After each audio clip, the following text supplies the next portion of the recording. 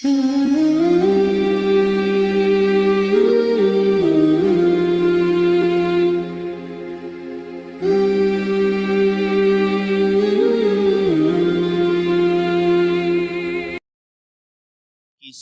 kaum Ad dan seorang raja yang sangat sombong sekali. Ketika dia diseru oleh seorang nabi, kemudian dia mengatakan bahwa apa balasannya, maka nabi tersebut mengatakan balasannya sorga. Maka tiba-tiba raja ini mengatakan, aku pun bisa membuat sorga seperti yang Allah janjikan kepada kita.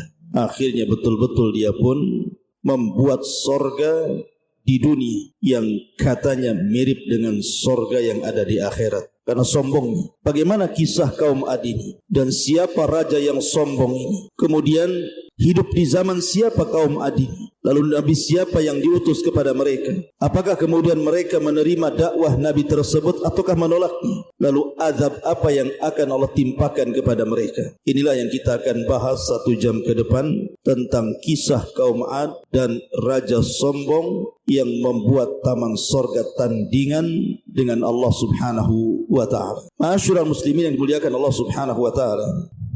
Bicara tentang kaum Ad, kaum Ad itu artinya turunan daripada Ad ibn Iram, ibn Aus, ibn Sam, ibn Nuh alaihi salam.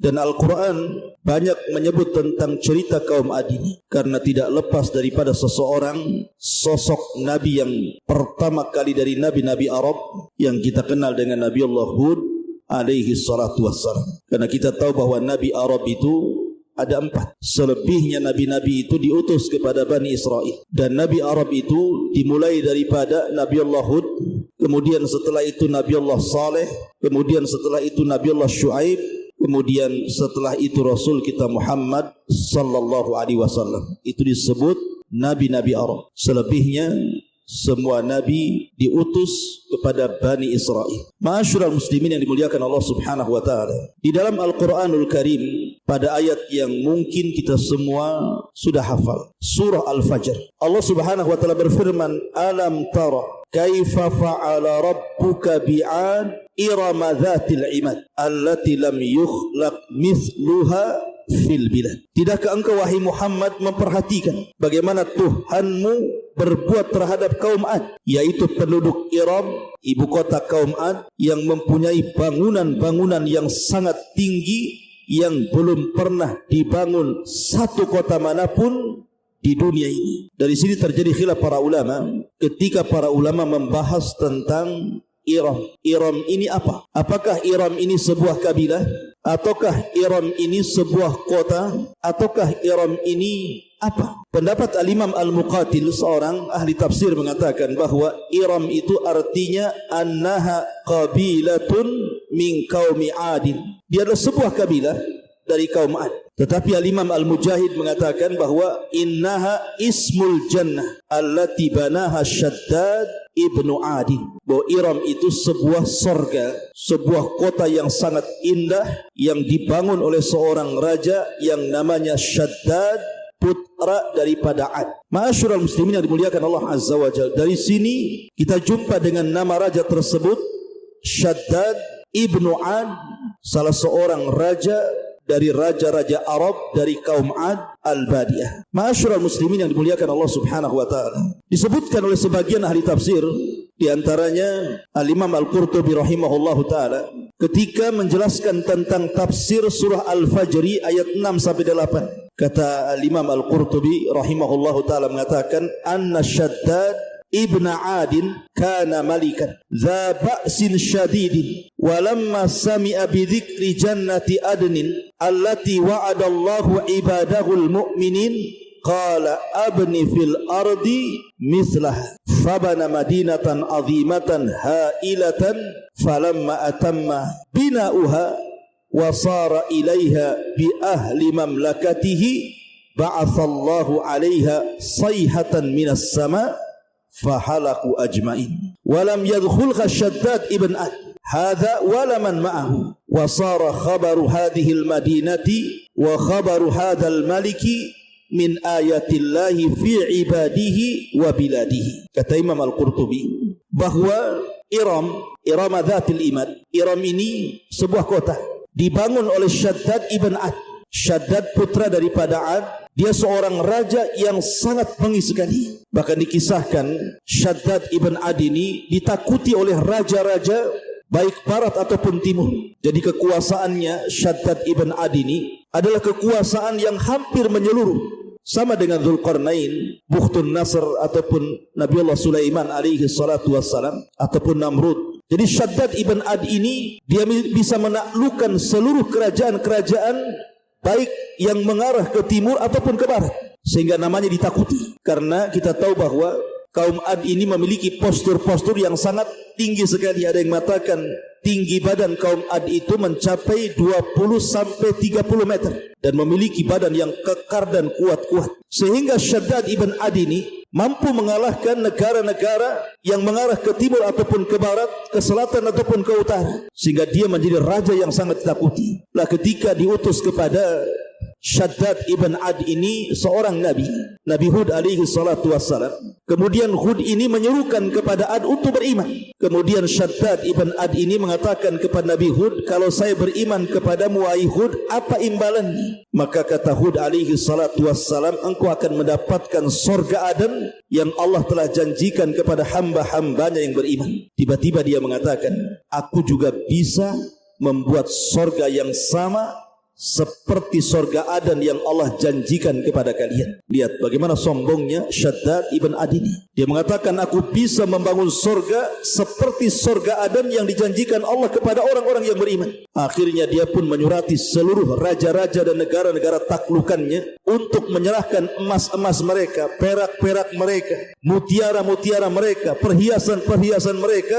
Akhirnya dia membangun sebuah surga menurut dia dengan sangat megahnya bangunannya, sampai-sampai dijelaskan dia membangun surga itu selama 300 sana. 300 tahun dia membuat kota yang berbentuk surga itu.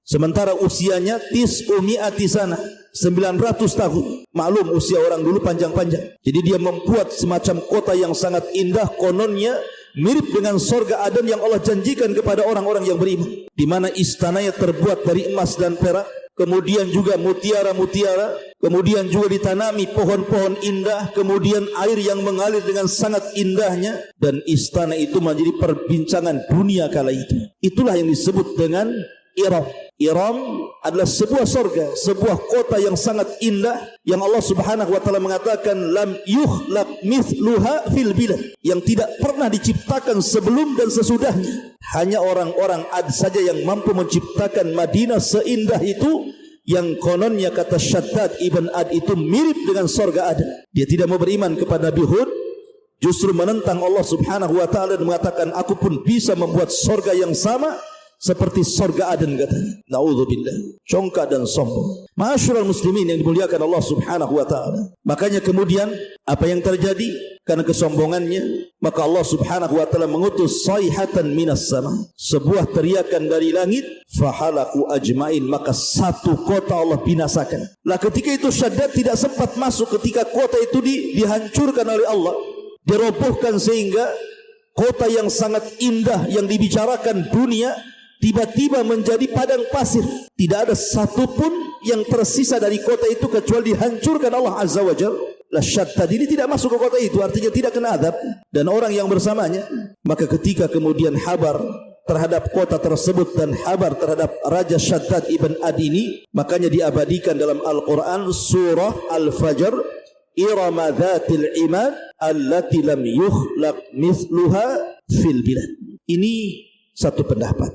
Akan tetapi Al-Imam Ibnu Katsir rahimahullahu taala, beliau membantah kisah ini. Bahwa kisah tentang Shaddad ibn Ad ini adalah kisah yang sangat batil, yang berasal dari kisah-kisah Israiliyah. Artinya lebih dekat kepada khurafat dibandingkan kepada hakikat. Sehingga pendapat yang kuat bahwa yang dimaksud Irama Dzatil Imad, Iram di sini artinya kabilah yang Allah Subhanahu wa taala hancurkan, dan mereka adalah orang Arab yang disebut Al-Arabu Al-Badiyah, yang sudah punah. Ma'asyiral muslimin yang dimuliakan Allah Azza wa Jalla. Baik, kita akan urut ceritanya.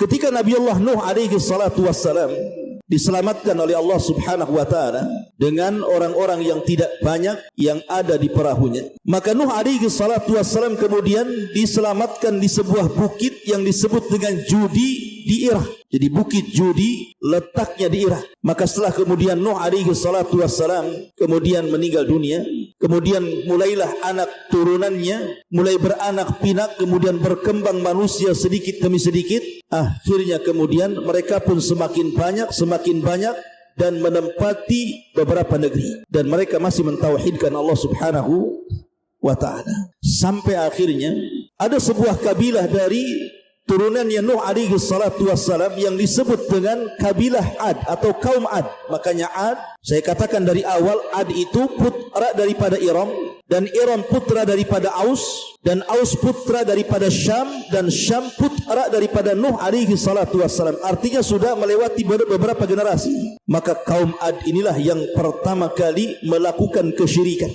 padahal kakek buyut mereka masih terngiang bagaimana Allah Subhanahu wa taala mengazab kaum Nuh dengan banjir. Maka kaum Ad inilah yang pertama menyekutukan Allah Subhanahu wa taala, dan ketika itu mereka memiliki beberapa patung yang disembah. Ada 3 patung yang diagungkan oleh kaum Ad. Yang pertama patung namanya Sod, kemudian patung yang kedua namanya Samud, kemudian yang ketiga namanya Har. Jadi 3 patung yang sangat diagungkan, Sod, Samud, dan Har. Itu nama-nama patung yang disembah oleh kaum Ad kala itu. Ditambah-tambah kemudian Allah Subhanahu wa taala berikan nikmat kepada mereka berupa kekuatan fisik. Jadi Allah Subhanahu wa taala berikan kepada mereka kekuatan fisik yang luar biasa sehingga mampu mengalahkan kaum-kaum di luar kabilahnya. Jadi Allah lebihkan kabilah kaum Ad ini dengan tinggi postur badannya, kemudian juga kuat-kuat orangnya, dan Allah Subhanahu wa taala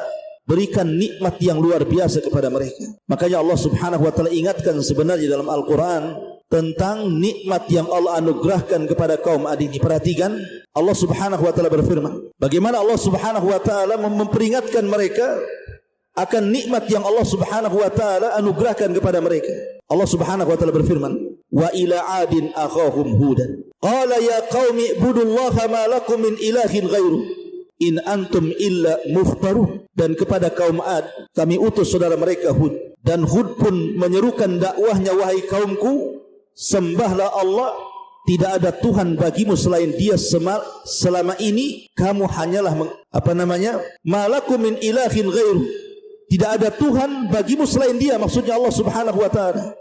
In antum illa muftaruh. Kemudian mereka mengatakan, selama ini kamu hanyalah mengada-ada. Maka Hud mengatakan, ya qaumi la as'alukum alaihi ajran in ajriya illa 'alal ladzi fatarani afala taqilun. Wahai kaumku, aku tidak meminta imbalan kepada kalian atas seruanku. Imbalanku hanya dari Allah yang telah menciptakan diriku. Tidakkah kamu mengerti? Wa ya qaumi istaghfiru rabbakum thumma tubu ilaihi yursilis samaa 'alaikum midrara wa yazidkum quwwatan ila quwwatikum wa la tatawallaw mujrimin. Wahai kaumku, kata Hud, mohonlah ampun kepada Tuhan, lalu bertobatlah kepadanya. Niscaya Dia menurunkan hujan yang sangat deras. Dia akan menambah kekuatan di atas kekuatan kalian, dan janganlah kalian berpaling menjadi orang-orang yang melakukan dosa. Artinya Nabiullah Hud alaihi salatu wassalam diutus kepada mereka sebuah nikmat. Karena bagaimanapun ketika sebuah kaum rusak, kemudian diutus orang saleh untuk memperbaiki, maka kehadiran orang saleh itu nikmat yang sangat besar. Yukhrijuhum minadh dhulumati ilan nur, bisa mengeluarkan dari kegelapan mereka ke dalam cahaya. Tapi mereka kaum Ad tidak pernah bersyukur dengan kehadiran Nabiullah Hud alaihi salatu wassalam. Kemudian Allah Subhanahu wa taala berfirman lagi. Allah mengatakan, wattaqullazi amaddakum bima ta'malun.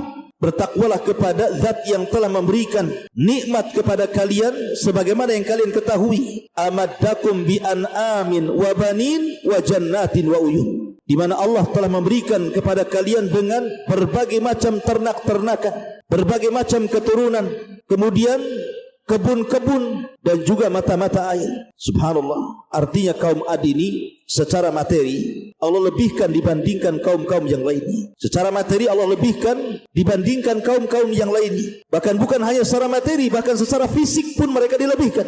Sampai karena kuatnya fisik mereka, mereka sombong.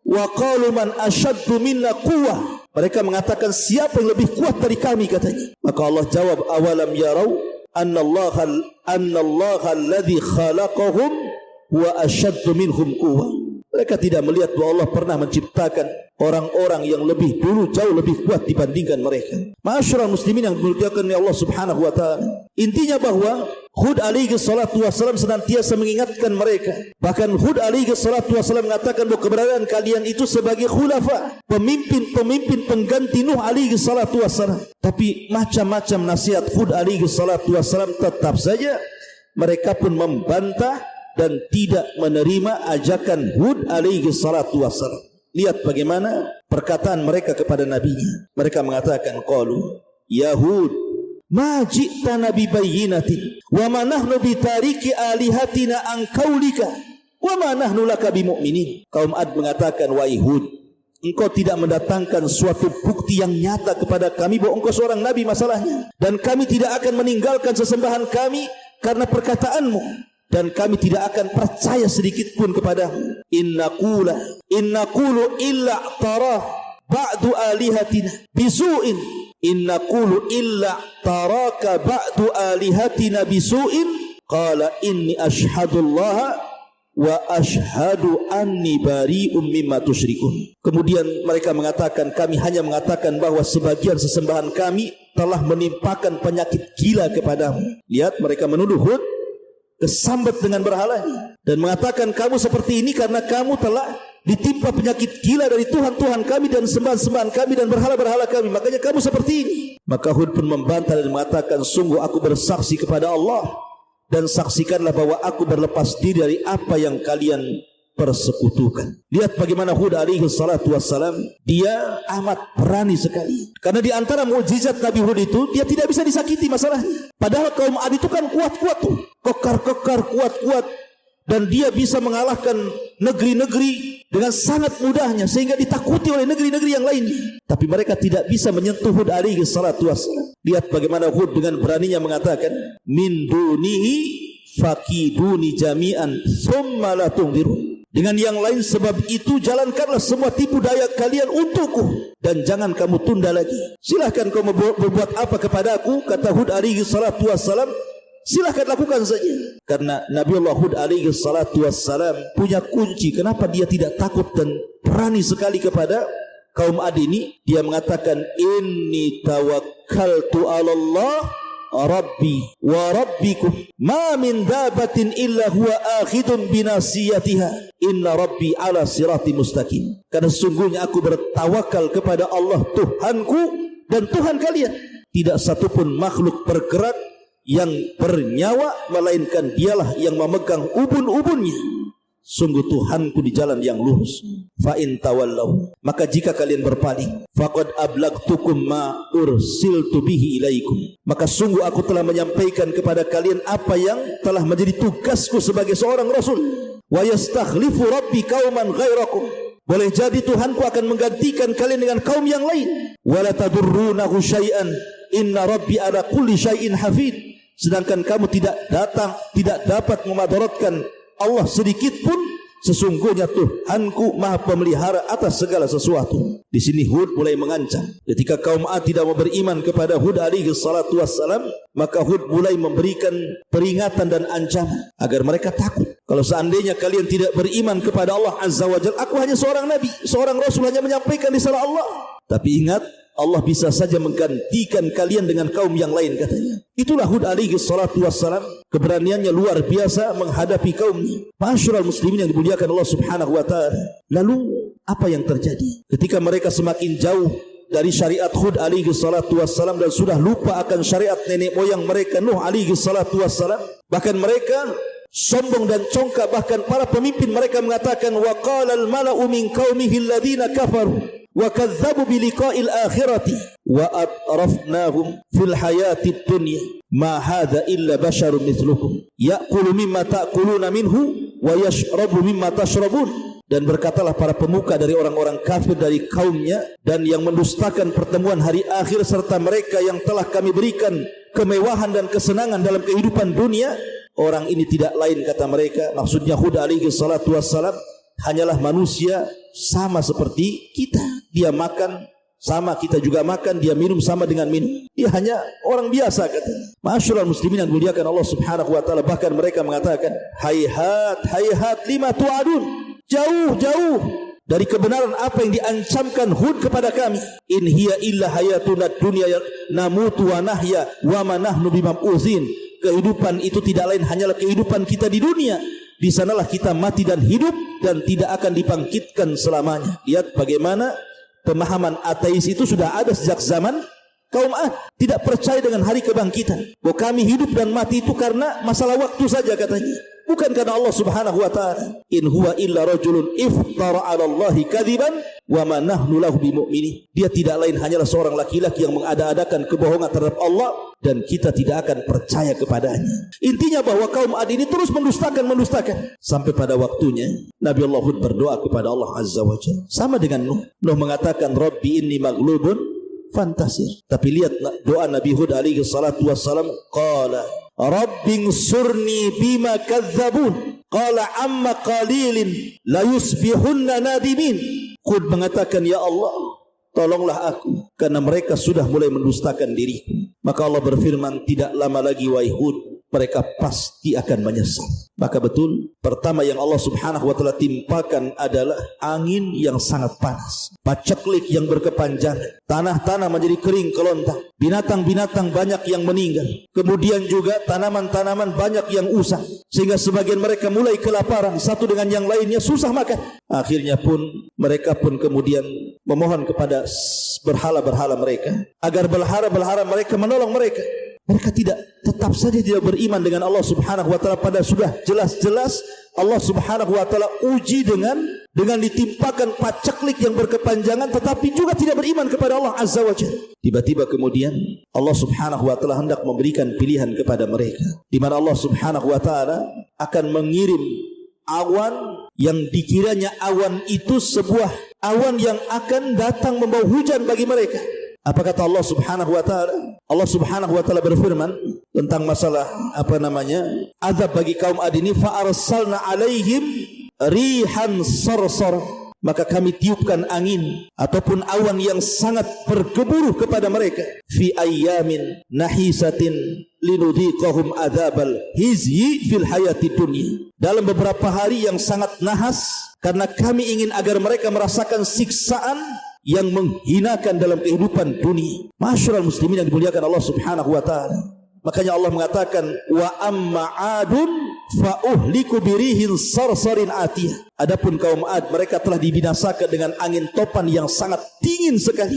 Bayangkan, tiba-tiba kemudian datang angin yang sangat kencang. Saking kencangnya angin ini sehingga kemudian merobohkan bangunan-bangunan, bahkan ada kepala-kepala yang lepas dari badannya. Saking kencangnya angin ini bisa melepaskan kepala dari badannya. Kemudian orang-orang yang congkak diterbangkan oleh Allah Subhanahu wa taala ke langit, sampai Allah mengatakan sakharaha alaihim sab'a layalin wa thamaniyata ayyamin khusuma. Allah menimpakan angin itu kepada mereka selama 7 malam 8 hari terus menerus. Bayangkan, 7 malam 8 hari angin itu berhembus dengan sangat kencang, melepaskan kepala-kepala mereka dari badannya, mengangkat badan-badan mereka ke langit, dan orang-orang yang sombong diangkat ke langit sehingga berputar-putar di langit selama 7 malam 8 hari. Tidak jatuh itu, jasad-jasad itu melayang di atas, sampai Allah Subhanahu wa taala katakan, fataral qauma fiha sar'a ka'annahum a'jazu nakhlin khawiyah. Maka kamu melihat kaum Ad pada waktu itu, mereka mati bergelimpangan seperti tunggul-tunggul ataupun batang-batang kurma yang telah kosong ataupun lapuk. Anda bisa bayangkan kalau seandainya ada tunggul ataupun batang kurma yang jatuh dalam posisi berdiri dari ketinggian, kemudian menimpa bumi, apa yang terjadi? Pasti akan menancap di bumi itu. Maka itulah yang terjadi dengan kaum Ad, karena kaum Ad itu kan besar-besar. Sekali lagi, ulama sejarah mengatakan bahwa paling rendah tinggi mereka itu 20 meter. Ada yang mengatakan 30 meter, sama dengan Nabi Adam alaihi salatu wassalam. Sehingga kalau jatuh dari atas itu kemudian sampai di bumi itu, nancap di bumi itu. Makanya Allah Subhanahu wa taala istilahkan ka'annahum a'jazu nakhlin. Mereka seperti tunggul-tunggul kurma yang dilempar dari ketinggian. Maka Allah mengatakan, fahal tara lahum min baqiyah. Maka adakah kau lihat seorang yang masih tersisa di antara mereka? Tidak ada, semua dibinasakan. Ma'asyiral muslimin yang dimuliakan Allah Subhanahu wa taala. Begitulah Allah Subhanahu wa taala kirimkan kepada mereka sebuah azab yang sangat mengerikan. Azab bagi kaum Ad yang menjadi pelajaran bagi kaum-kaum setelahnya. Bahkan azab ini sampai dikenang oleh orang-orang Quraisy di zaman Rasul. Ketika Nabi SAW berdialog dengan Al-Walid ibn Mughirah, kemudian Al-Walid ibn Mughirah terus berbicara, kata Rasul, sudah kau bicara wahai Walid, giliran aku. Tiba-tiba Nabi SAW membacakan satu ayat dalam Al-Quran, fa'in a'radu fakul anzartukum sa'iqatan mithla sa'iqati adin wa thamud. Jika orang-orang kafir Quraisy itu berpaling, maka katakanlah, aku telah memperingatkan kamu akan bencana petir seperti petir yang pernah menimpa kaum Ad dan juga kaum Thamud. Kata Al-Walid, hasbuka ya Muhammad, cukup wahai Muhammad. Ketakutan Al-Walid itu. Tapi ketakutannya Al-Walid ketika Rasul membacakan ayat ini menunjukkan bahwa azab kaum Ad yang terjadi di Yaman, karena Ad itu kan menurut pendapat yang kuat wallahu alam itu letaknya di antara Hadral Maut dan Oman, di daerah namanya Sihr. Disitulah letak kota Iram. Ibu kota Ad terletak di antara Hadral Maut dan juga Oman. Makanya kemudian Allah Subhanahu wa taala menyebutnya sebagai Al-Ahqaf. Mereka adalah kaum Ahqaf. Ahqaf itu jamak daripada Hikfun, artinya gunung-gunung pasir yang menyebar di mana-mana, itu disebut Ahqaf. Makanya ada surat namanya Al-Ahqaf, dan itu hanya ada di Yaman.